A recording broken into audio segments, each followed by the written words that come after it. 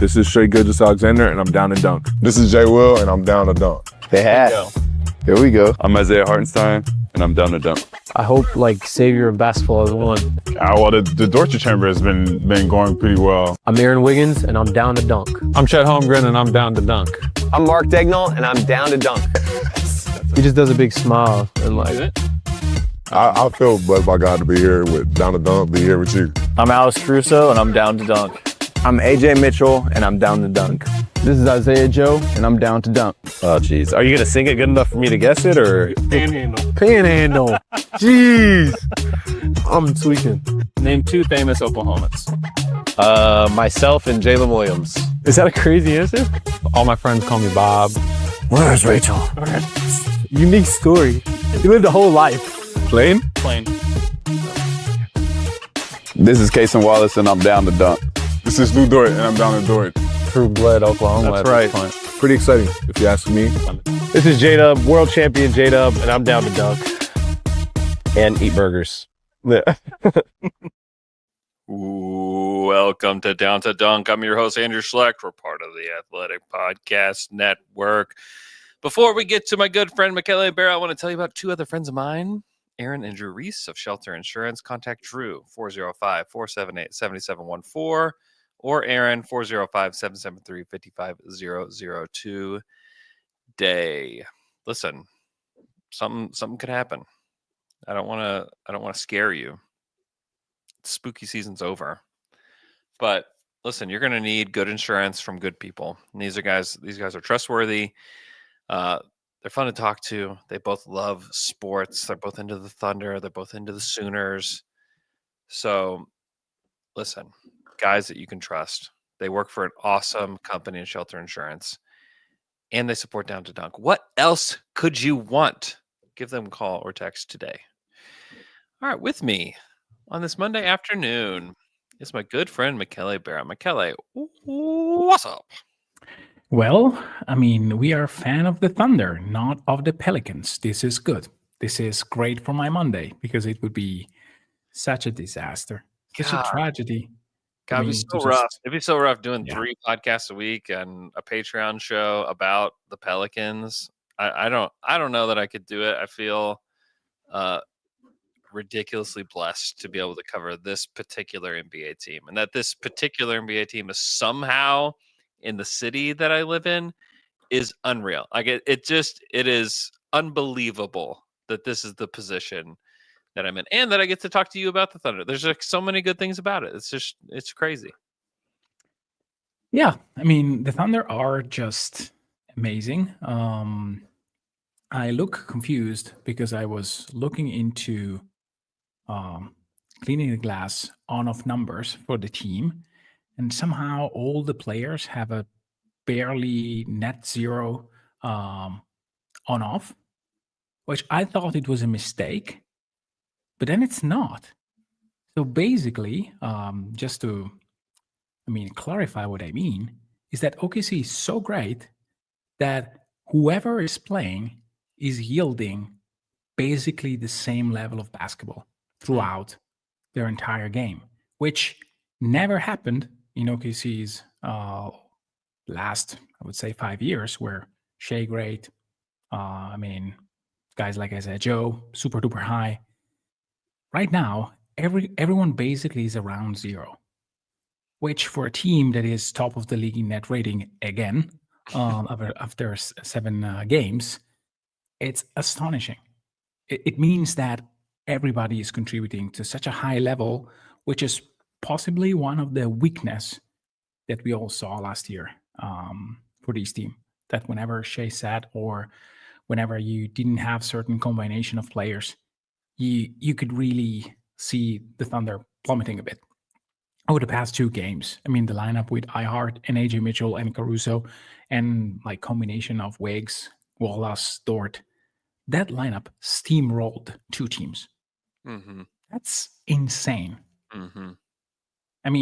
We are really seeing a team evolving from last year, playing with wrinkles that we didn't see last year, like the use of the dunker spot, for example, the touch pass to the guy that is below the basket somehow alone, or cutting or moving around. I mean, I know that I'm saying like too many things for a single a thought or for a single monologue, but what I'm saying for real is I'm really, really astonished.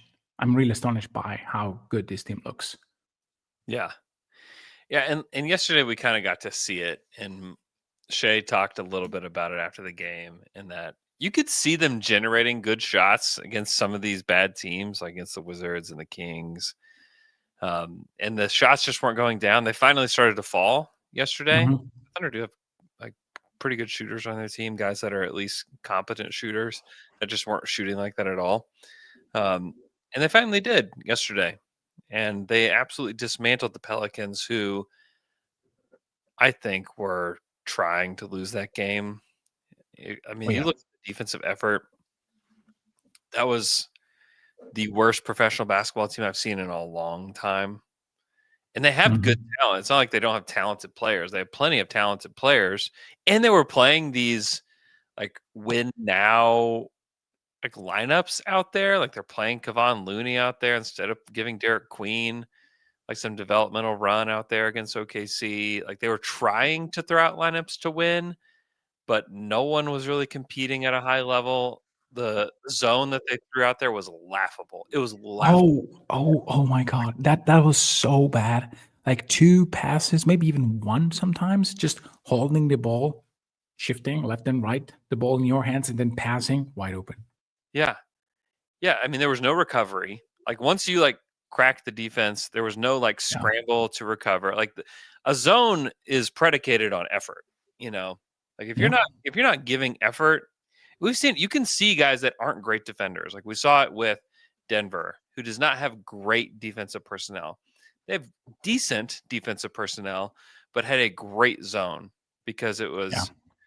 like the effort and the scheme and the precision was almost flawless from them. Yeah. Yeah, and And then they had like a The few. Pelicans had better defenders out there, but they were putrid at execution. Yeah. Yeah, putrid, I think it's the right term to use here. It's just not professional. Yeah, so everything that I said clearly, they faced many teams that are struggling right now, and it shows. Nevertheless, I think that the net rating that they have right now is not really the net rating that they should have for the reason that you just mentioned. I mean, Jay Will was so bad from 3-point range for the first 6 games, Mhm. and tonight it seems that he kind of started to find some rhythm, which is very important because I think that Jay Will is a very important player for this team, especially if the plan for Chet is to minimize the I would say the burden of the regular season. I mean, having Jay Will allows you for like a lot of things, and especially having iHeart playing the way he is. Yeah. He's rebounding.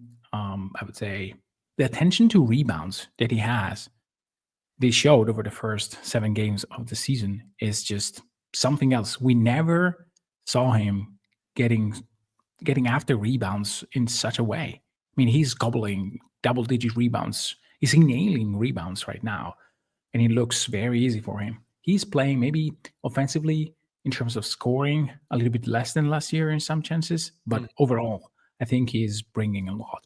Mhm. He really impressed me. Yeah, he is just like a super solid starting center. Like he's the exact guy that they wanted when they signed him. And I think he's Mhm. operating a little bit better in all of the schemes, even though like the numbers, like he's averaging like 11 and 11 with 3.6 assists, 1.3 steals, That's not nothing. 63% from the field. I mean, he's played really well, but I do think he makes life so much easier for guys like Shea, obviously, in the starting lineup. He makes his life so much easier. But then you think about AJ Mitchell and the jump that he's taken. And yesterday he didn't shoot super well from the field, but he still Mhm. had a super effective game, like on Yeah. both ends. But iHeart is just a guy that makes his life easier. Also, Aaron Wiggins, and like all these guys that can cut and move and find little cracks in the defense. Having iHeart and J-Will, who they started yesterday against the Pelicans, both those guys are so good at finding players when they're kind of like this stationary passer that it's very helpful. And to have both those guys to have that level of skill, it just gives you so much confidence in what this team will look like whenever everybody's back. Yeah. Yeah, I agree. And I mean, they are not always 100% effort defensively, but they are like 95 basically most of the game. And when they turn on the last like few gear that they have, it's just, I mean, Cason Wallace really looks like, hey, I'm going to grab the ball from you. And he just does it. Yeah. Like, he leads the league in steals currently. And some of that is like he's playing a lot, and as he should. I mean, he's a super high impact player. He's low usage, high impact. And they can't, like Mark, I was asking Mark about it last night. Like, they can't keep him off the court because he is such an impactful player. Yeah. And offensively, he is improving. You know, he's starting to shoot it a lot better, and he's taking a little bit more threes this year, which is good. But yeah, I mean, that's a huge part of what they're doing. And then Wiggins able to just kind of step in. He's averaging 13.5 points per game to start the season. Him stepping in. Obviously, AJ has had a ridiculous start. yeah. But like, have guys like J-Dub, who we need to talk about here shortly, and Chet out, and Lou Dort. I mean, you have three key starters who you don't win the title without those guys. Nope. You don't have any of them in this game. And some of it was like you played a team that had, I mean, I don't know. There might be a G League team that could have beat that Pelicans team yesterday. But Well, depends how many minutes you give to Jordan Poole. If you give 48 minutes to him, then most likely any G League team can win. yeah. This is the mystery for me. Like one of the biggest mystery in history of basketball. Like how in the world the Golden State Warriors made Poole like a winning player. It's a great question that I do not have a good answer to, because they did a phenomenal job. And how did the Wizards trick the Pelicans into trading for him? That's very easy. You just need to like raise the phone and call. That's too true. much. That's it. The worst. I mean, they are the worst run organization. They've been on a quest to prove that, and I think they've proven it. Yeah, this I mean, I almost fell off a cliff listening to Slam and Jam when Alex said that if you put like an inanimate object instead of the GM, you would probably have a better team. It's factually true. It's the best Pelicans analysis I've heard, period, by anybody. Alex's analysis on that, where he's like, if they just shut off his phone, it just like goes to show you how easy it should have been for the Pelicans to be in a good place, but they have shot themselves in the foot with like a cannon. You know, yeah, they piled their feet up. So with one shot they basically put a hole on both feet. Yeah, it's crazy. How can we shoot ourselves in a foot? Let's put two on top and then try to nailed it. Absolutely crazy where they're at right now and where they could. Yeah, and maybe in the span of 2-3 seasons this can go away, because I mean I think that they hold their future after 2026. So I think that they can get some luck and go back to, hey, we messed up. Let's trade Zion. Let's trade Herb, Murph. Let's start over. This is not going anywhere. And maybe you can trick someone into getting maybe some good pick back. I don't think that team's tricking anybody. Yeah, but again, Murph will probably be coveted in the market. He's really good. I have no faith in that organization to get the right haul for him. I have no faith. What is a good package for from Earth. Your peak back? No way. Get your pick back. God, that would be so sad. That would be so sad if that's. I mean, it might be. It genuinely might be worth it to do that. No, I would gamble. If I'm the Hawks, I would just gamble. Oh, if I'm. Oh, yeah. I'm saying for the Pelicans, it's worth it. Oh, sure. Oh, sure. Yes. I would. Yeah. I would do it immediately. Absolutely worth it. But yeah, what a freaking disaster. So let's talk about J-Dub. So Friday, the Thunder put out there that J-Dub had to have another procedure on his wrist. And essentially, there was this screw that was in his wrist that was supposed to stay in his wrist after the operation. It's very common for screws and things like that to stay in after an orthopedic procedure like this. It was irritating his wrist when he was shooting and moving it, and even on media day when he showed me his wrist and how swollen it was, I was just like, that's weird.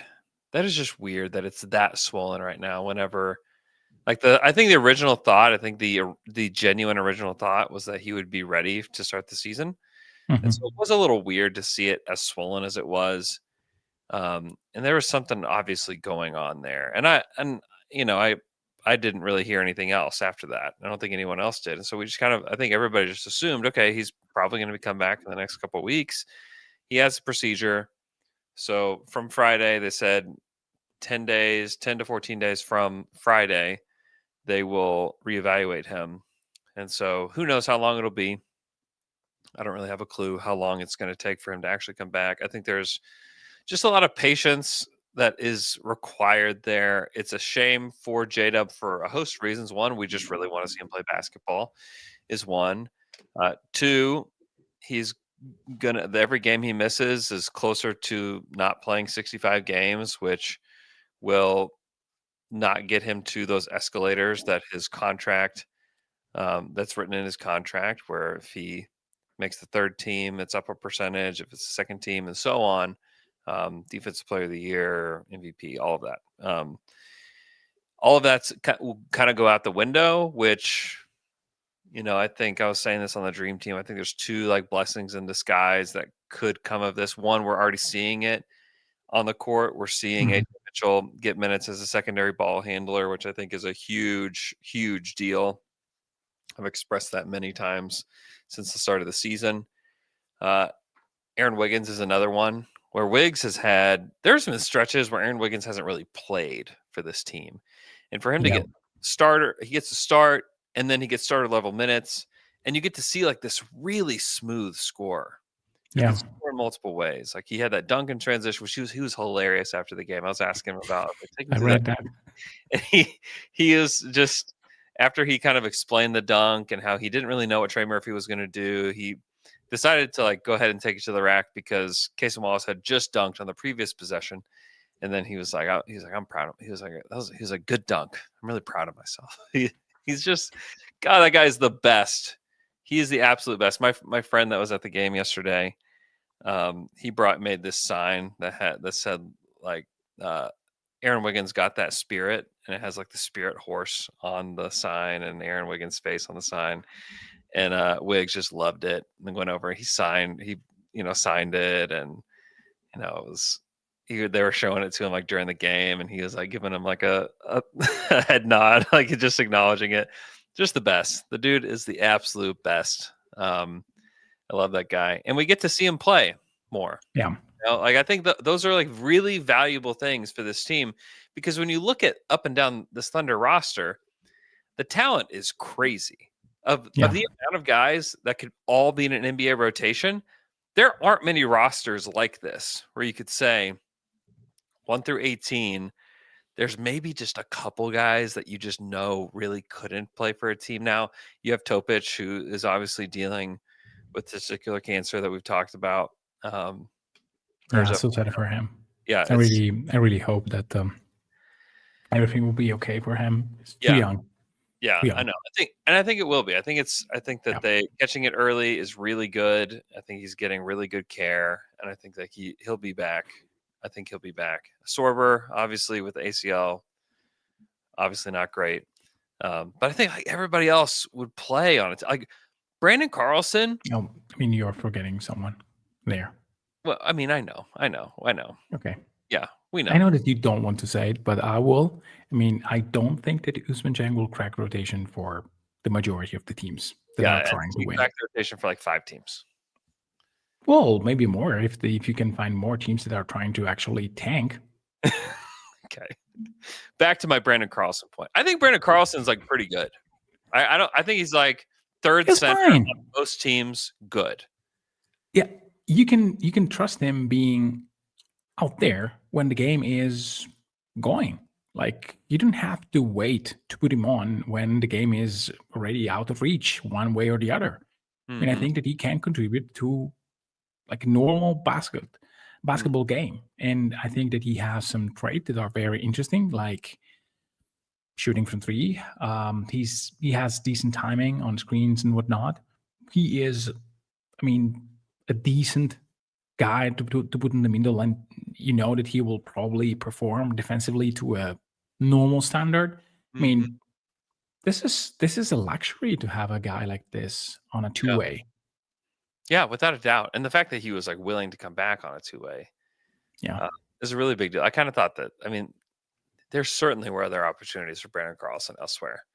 But he's decided to stick it out here. And like we've all kind of like penciled in like Brooks Barnheiser for like that, to be converted. And like, why not Brandon Carlson? Like, why wouldn't you? I don't know. It's probably because you have a surplus of maybe you feel like you have a surplus of bigs and you have Thomas Sorber coming. I get it. But I think I genuinely think that he's deserving of like he's deserving to be the 15th man of some team. Whether that's the Thunder or not, I don't know. But I do think like his skill level as a big, like the fact that he can shoot it and he can hold up defensively and he knows how to play the game in a way that makes sense is not every big can do that. Yeah, and if you're RKC and you have like some room to do these sort of things, like you may want to reshuffle a bit the roster, maybe doing something with Usman Jang's contract, you can surely sign him and just allow him to pick a destination for next year, because I think the next year probably, if Sorber is okay, then the minutes for Carlson are just not there. Yes. So, like, to convert him, I'm not sure how much you can actually gain from the contract, but you can surely stabilize his life and just giving him a chance, a real chance, maybe with a non-guarantee contract. You can easily move to wherever in the off season by just a piece of a trade chip. I mean, it's something that you can, I think, do. Mainly because, I mean, I'm not sure if, we don't know yet if guys like Barnheiser or Youngblood will actually crack their rotation more. Yeah. They will probably head to the G League. And maybe they will show like that. Neither one of them have like looked like AJ did at the beginning of last year, where it's like, there's a little bit more here than meets the eye kind of thing. Yeah. Youngblood can shoot it. We know that. He shot it well yesterday. Barnheiser can defend and kind of fill in gaps here and there, but like the shooting is going to be a thing that needs development. And that's okay. That doesn't mean like there's no hope for him or whatever, but I do think like those guys will spend some time in the G. And to be honest, like playing those two in the G is actually good for the team too. Yeah. For the G League team. So yeah, I do expect that to happen. Anyways, we were talking about J-Dub, and that is like one of the benefits. It's like we get to see all these guys play significant minutes on the roster, and I do think that is important. There's also like this other factor in that these escalators that exist within his contract. He's got the 25% max that is likely to stay at the 25% max, which you would never. I mean, the Thunder would clearly want to sign whatever deal it is or honor whatever deal it is. That's clear that they would want to honor that deal. If he made all NBA first team or whatever it is, they gladly let him have that. But if he doesn't play 65 games, he can't earn any of those, which really makes it a lot easier to keep guys and to bring other guys in, to maintain the roster as is, for a length of time, or to keep Cason Wallace or whoever it is. Like, something good will happen out of this kind of negative thing that's going on right now with J-Dub. And you can see it right before your eyes with the Thunder players that are on the court right now.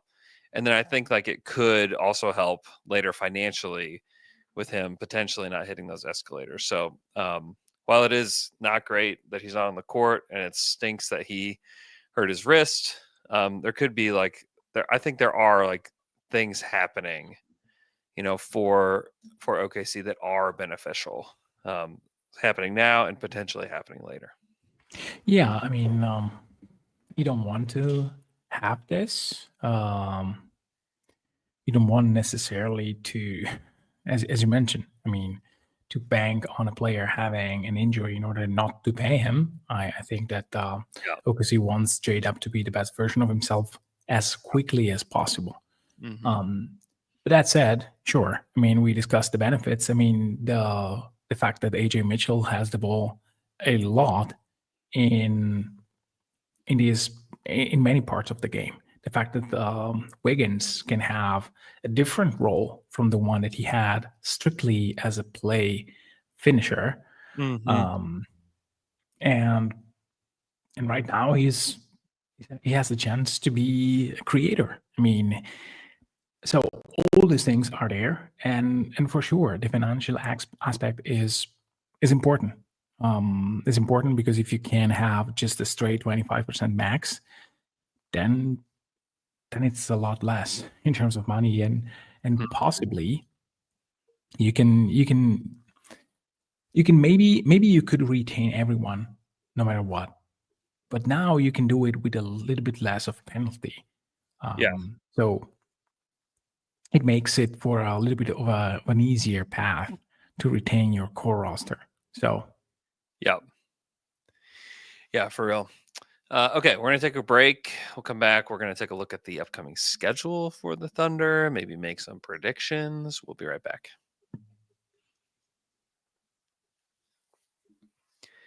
And we're back after that quick break. Before we talk more OKC, let's talk about my good friends at Ring Family Dentistry. Ring Family Dentistry takes a straightforward and honest approach to dental care. Doctors Phil and Brennan Ring believe in keeping what's healthy, fixing what's not, and only replacing what truly needs it. No pressure, no upselling, just clear explanations, thoughtful recommendations, and decisions that are always up to you. Ring Family Dentistry is a true family practice with a laid-back vibe, modern tech, and high-quality work, including same-day crowns, even for the front teeth, just like these ones right here.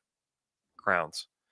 Plus implants, bridges, root canals, and other aligner therapy, clear aligner therapy, all offered in-house. Call or schedule an appointment today at 405-621-1555 or make an appointment online at ringfamilydentistry.com. Before we look at the schedule, I just want to give a shout out to my oldest son, Asher, who has he's been trying out for his school basketball team. They have a 7th and 8th grade combined team, and they have 3 different teams.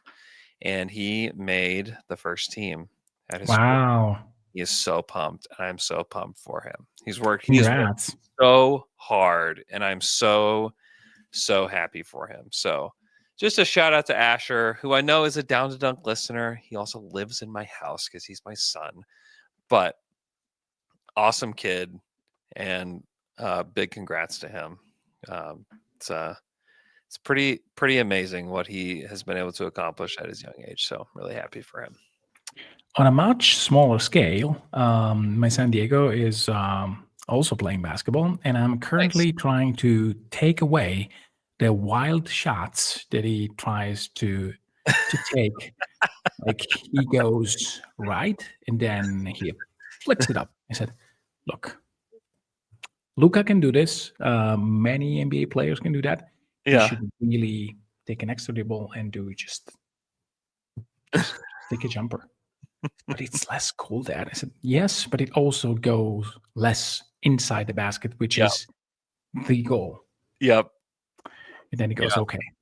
That's so He funny. immediately does the same thing. It goes in, and he Okay. goes, see? He does like the MJ shrug at you. Exactly. God, that rocks. Yeah. That's Yeah. amazing. So the Thunder play the Clippers, who are 3-2 currently. According to Basketball Reference, they have the 13th ranked offense, the 21st ranked defense, allowing 117.4 points per 100 possessions, and a negative 0.8 net rating, which is 18th in the NBA. This has been a weird team. They have been.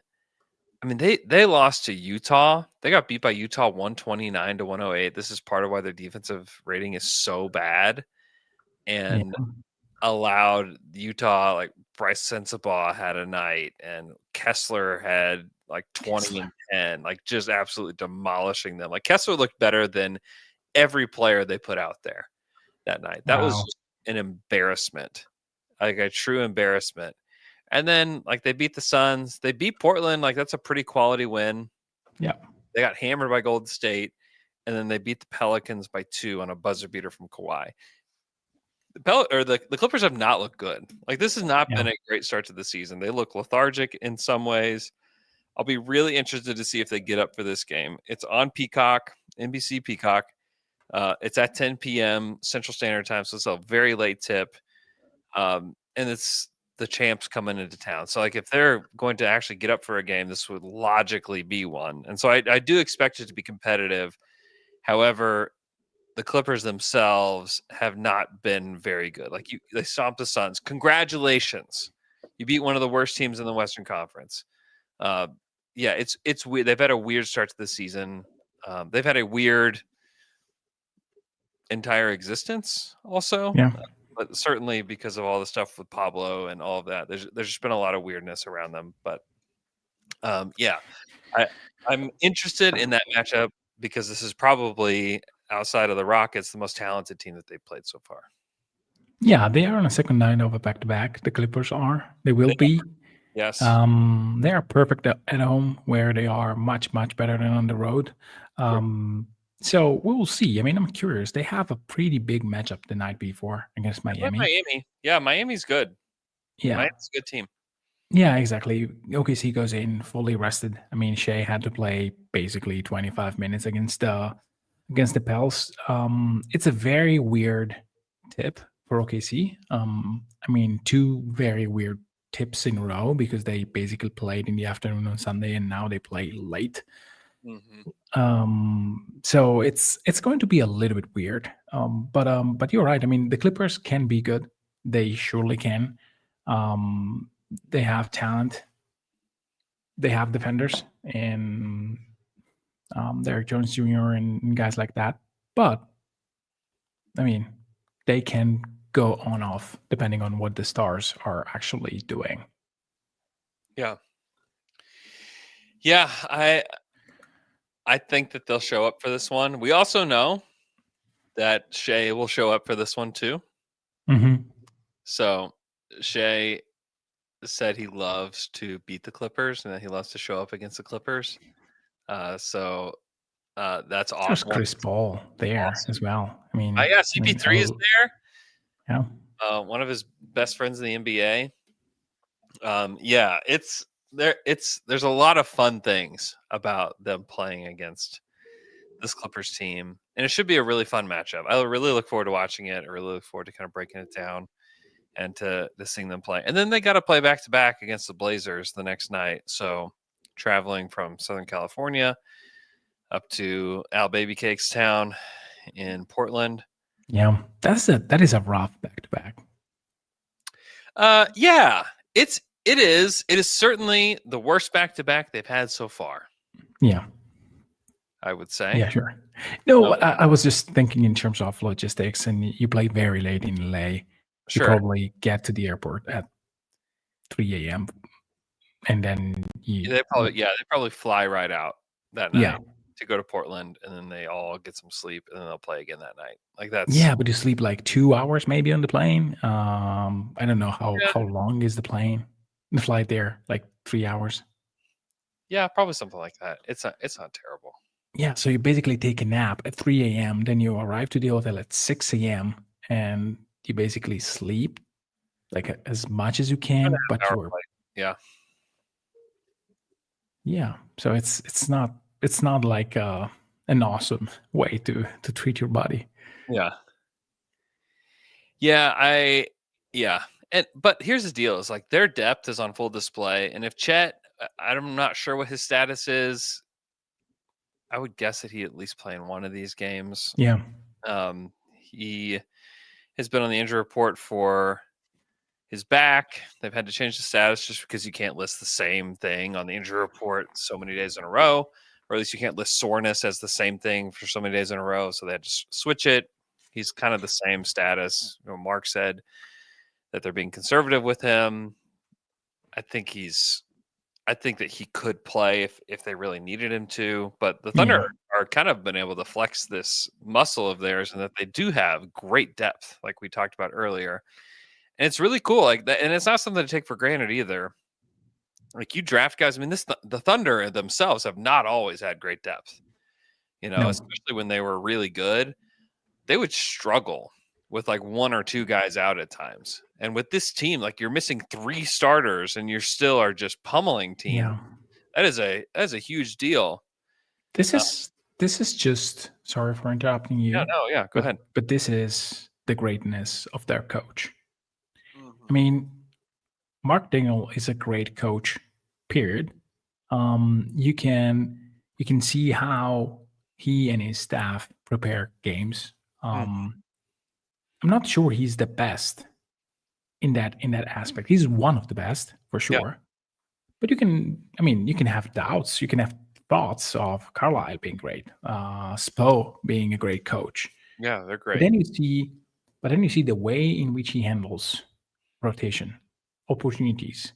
It's like revolutionary in the accountability on the NBA. Teams need to take notice of what the Thunder are doing with regards to This is something that nobody does, Mm-hmm. and it is yielding so much to these teams. Because it's not that OKC never had personnel that could do this. I mean, Jeremy Lamb had, I think that he had enough talent to be on the court more.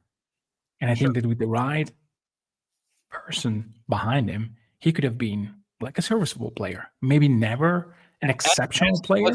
Charlotte and in Indianapolis too. Like he was maybe a little bit better even. Because if you start working hard immediately, if you start having a certain kind of, hey, if you do this, you're on the court more. Because when Wiggs does a few things well, when Kaysen has his moment, he's rewarded. Clearly there is a pecking order for sure. Even with OKC, late in the third, Shea had to score 30, and he did. He wanted to do that. He has the team allows that because he is Shea Gilgeous-Alexander, and nobody questions his leadership. And so was in the past. With KD and Russ. But this doesn't mean that JLM had a real chance to make it. I was watching basically every game, and it was just hey, mop up duties. No, this is not how you actually do it. He needs to be there when it counts. He needs to be accountable for what he does. He cannot just step on the court and jack trees when the game is out of hands. As your first NBA moment. So I really think that whatever Mark is doing with the team in terms of personal and team relationships and the way in which he gives opportunities and keeps everybody ready. Each of the players, when they step on the court, they are ready to go. It's incredible. Then you can have like a good game, a bad game, like a mix, but they are there with their mind.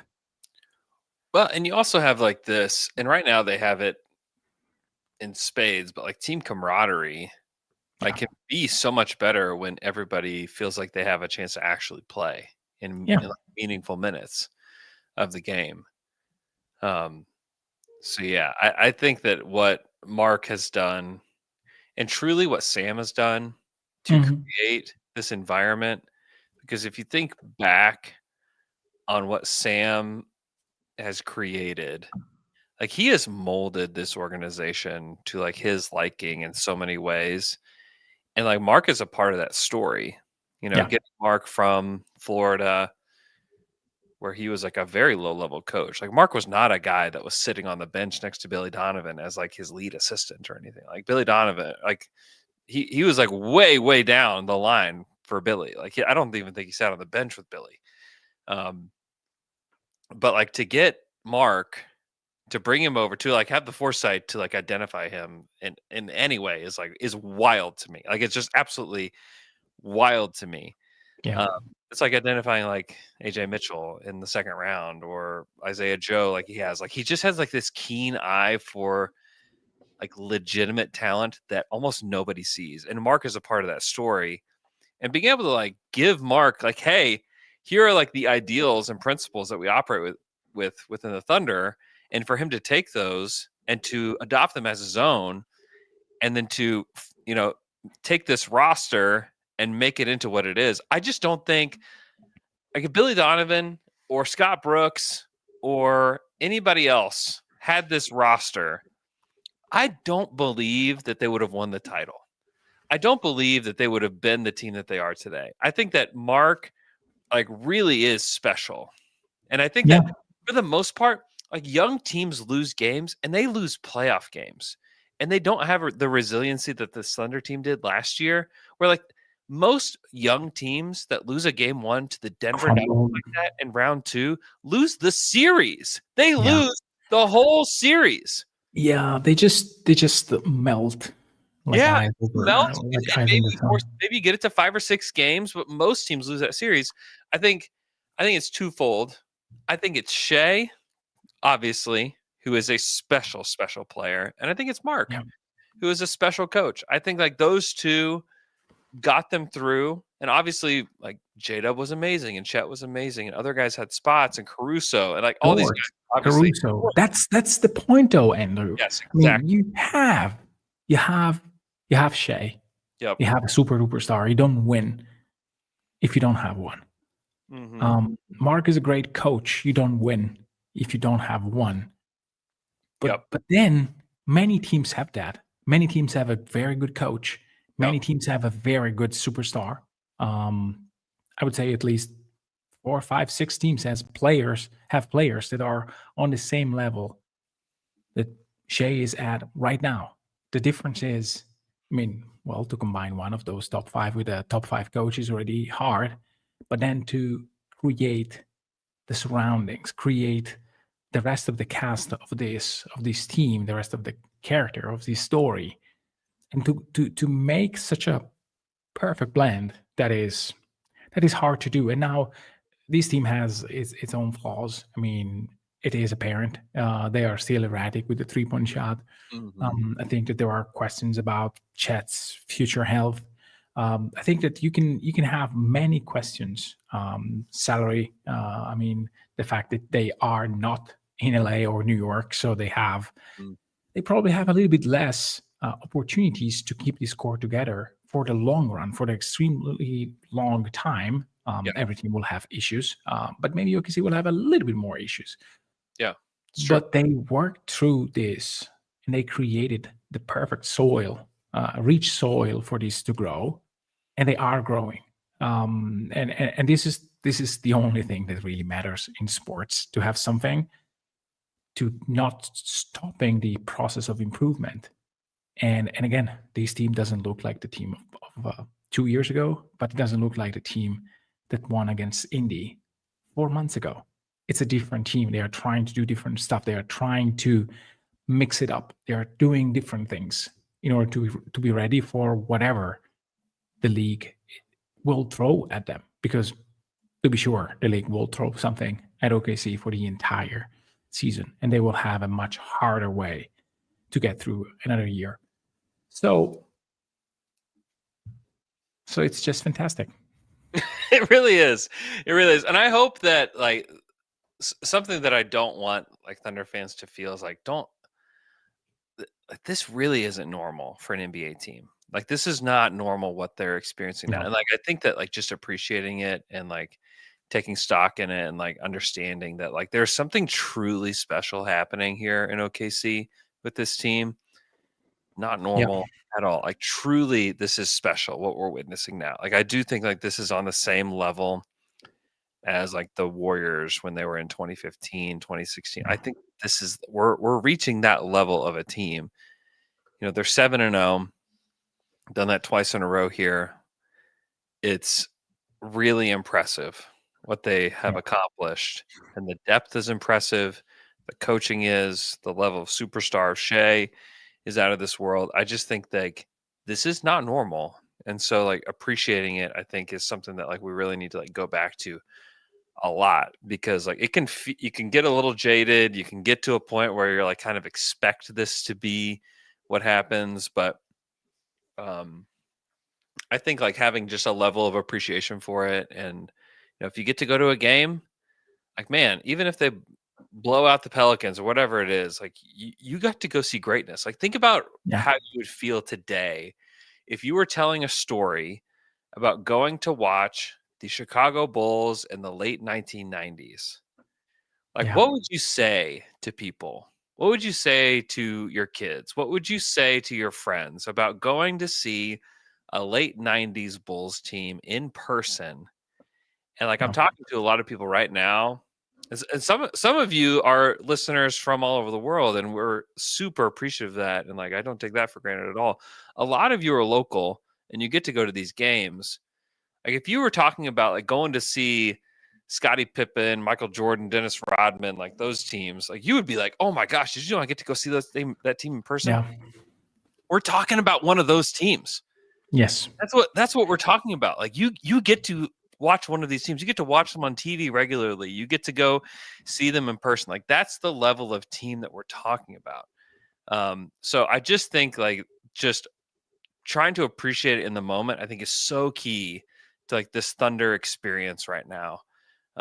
Because like it is truly special, and it might feel there are times where like it can be a little bit boring at times because it's like they're doing what they're supposed to do. Like they're killing the Pelicans, they beat the Wizards, they beat the Kings, they beat this hapless Dallas team. They, you know, yes, they are, but like it's true greatness. Like we're watching true greatness, and and it's not really boring. Like yeah, they can throw out stuff. Yeah, you can maybe not be glued like to the screen because they are winning so big, but you can see wrinkles if you pay attention. If you just like try to remove yourself a little bit from the flow of the game, and watch it as multiple clips tied together, then you can see stuff. You can really see moments where you notice maybe a weird rotation. Say, let me look again. It happened to me. I mean, this morning, like they were up 25, 26, 28, and they had like a few possessions where they were doing something different with their passing. And I had to rewatch it a couple of times to see, okay, I see that now. And then you look for these sort of things. And if you watch basketball that way, then it comes easy to really notice these things, even when the passion is high, and then you cannot maybe evaluate properly the game because you are so into that. The more you train yourself to watch basketball as a technician, basically, maybe you take away a little bit of passion, but you also gain knowledge and appreciation of how hard it is to play a certain level of basketball. It's not like, hey, let's Jordan pull it. Let's chunk out, jack a three from, I mean, I don't know, 30 feet. And if it goes in, then you can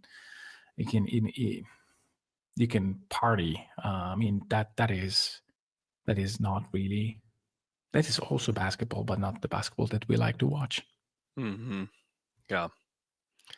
So Thunder go on a road trip. They're not back in OKC until the 11th of November, where they play a back-to-back against the Warriors then the Lakers, which will be that will be impressive. That will be an impressive feat if they're able to win both those. But they have Clippers, Blazers, Kings, and Grizzlies. How many losses do they have when they come home next Tuesday night? If I have to be bold, then I would say one. I think that they will lose one, possibly, and I agree with Alex that mentioned that a few weeks ago or last week, I don't remember, that Portland will be their first loss. I think that is probably what is going to happen, more so from the logistics of it than the team. If they do pass Portland, then boy oh boy, they can be 11-0. Yeah, I think I think the Clippers will give them a good punch.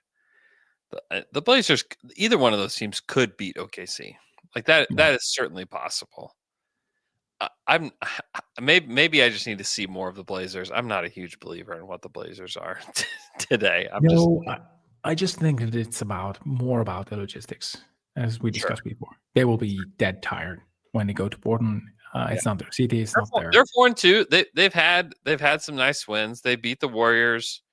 They beat the Lakers. They beat Utah, which Utah's played decent, and they also beat Denver. Like they have beat good teams. Like there's no question. Like they have beaten good teams so far this season. They could beat OKC. They're putting together quite a resume if they do beat OKC, though. Yeah, I think that OKC will shoot like 15% from three in that game.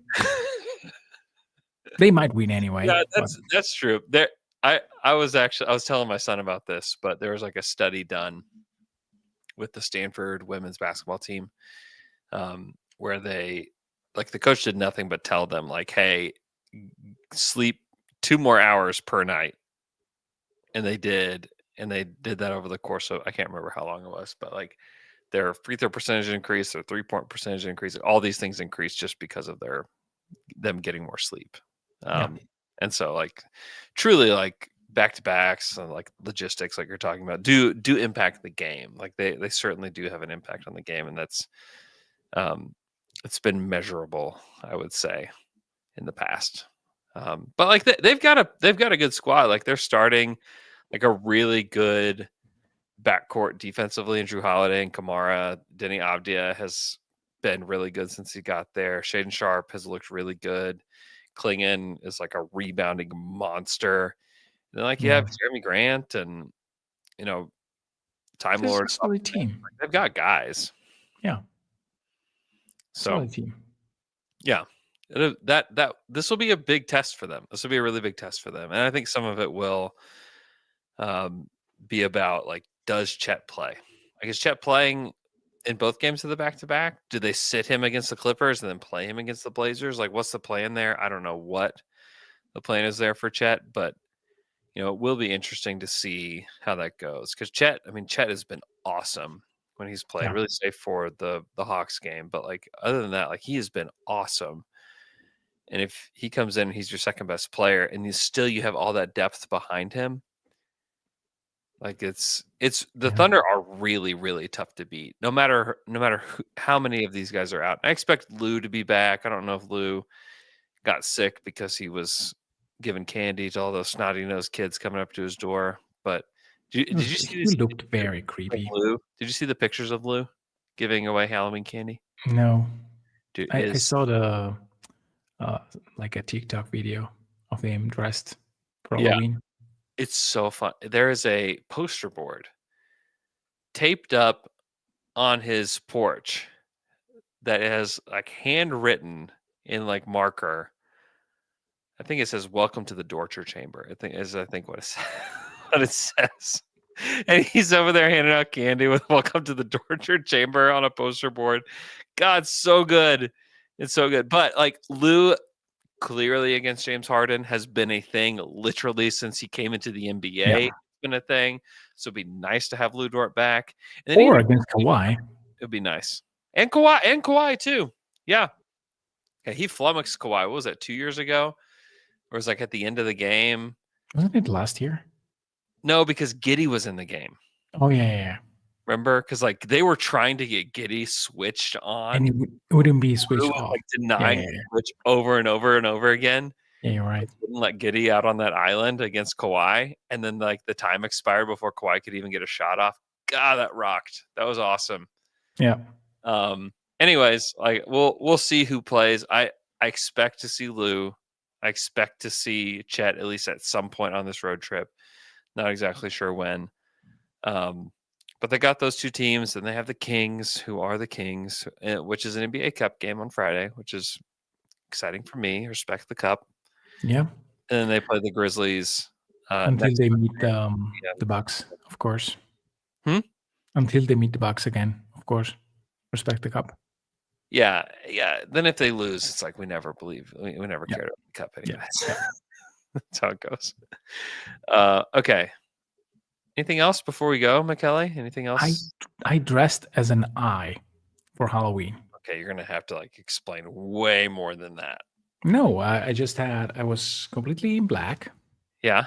Black dress, black shirt, and then I had like this IKEA lamp on my head with this green or pink, whatever. Yeah. Color. And we were like 12 Oh my gosh. Do you have a adults. picture? Do you have a picture? Yes, I can send it to you. Please send it to me, please. It looks bad, but we decided that we were going to be the monoculus. You the what? Monoculus mean single eye in Latin. Okay. So you see these 15 very weird adults all dressed with this eye instead of their head. And basically in my village there is this it's a competition where, I mean, if you are a group and you dress up, then you may win a very, very nice prize. It's probably a beer or something. But anyhow, we go, and every time we stop for like being evaluated, I say, "Hey, take a look." That's it. This was my line. Do you go trick or treating? Yeah, but it's not like we go in every house. There are like, in order to avoid doing that, because we're Italians, we're not really friendly all the time. So we just have locations where you can take candies. Oh, okay. Not every house is Not open every to house that. is open to give out candy. Yeah. Man. Yeah, we went to my friend Joel and his son Brooks. We went to their house. We've gone there for a few years, and we went around in their neighborhood, and the amount of candy that my kids got is unbelievable. Yeah. I've never seen so much candy in my whole life. It is unreal. It is absolutely unreal. Okay. Thunder plays tomorrow night against the Clippers in LA. Late tip on NBC Peacock. So we'll be back Wednesday to recap that. Alex, I assume we'll be at the Blazers game. So we'll preview the Blazers game, recap the Clippers game Wednesday, and then we will be back Friday to talk about the back-to-back. So, and to preview the Cup, which is what truly matters. So hope everybody's doing awesome. We really appreciate you guys listening. Met a ton of dunkers last night. I'm trying to do as much video work as I can at every game. So I'm trying to do like little interviews here and there. I'm usually outside of like 105, 106 section out there. So if you want to be a part of the video, that's typically where you can look for me. Had a lady last night wearing a Down to Dunk sweatshirt, which is a pretty rare find. That was very cool.